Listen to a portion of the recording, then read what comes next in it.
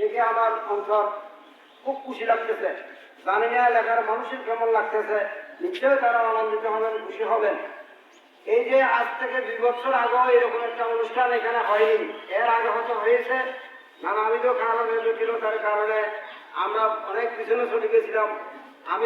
আমাকে দায়িত্ব দেওয়ার পর থেকে আমি চেষ্টা করতেছি সবাইকে উদ্বুদ্ধ করে মাদ্রাসাকে এগিয়ে নেওয়ার জন্য। এই মাদ্রাসা এগিয়ে নেওয়ার জন্য এলাকাবাসীর যথেষ্ট সমর্থন পাচ্ছি, সহযোগিতা পাচ্ছি। তবে পূর্ণাঙ্গ সহযোগিতা দরকার মাদ্রাসা চালানোর জন্য। মাদ্রাসা কেন দরকার?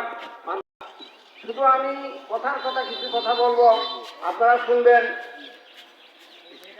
মাদ্রাসা সার্বিকভাবেও আমি আপনাদের সামান্য একটু কথা বলবো। মাদ্রাসা আমরা যে শিক্ষক মন্ডলীর সম্মানে দিই, এটা আপনাদের কাছে প্রকাশ করলে আমরা লজ্জিত হয়ে যাব। ওই জন্য আপনাদের কাছে এই কথাটুকু বলবো না। এত মিনিমাম সম্মানে দেওয়ার পরও, এত মিনিমাম সম্মানে দিয়েও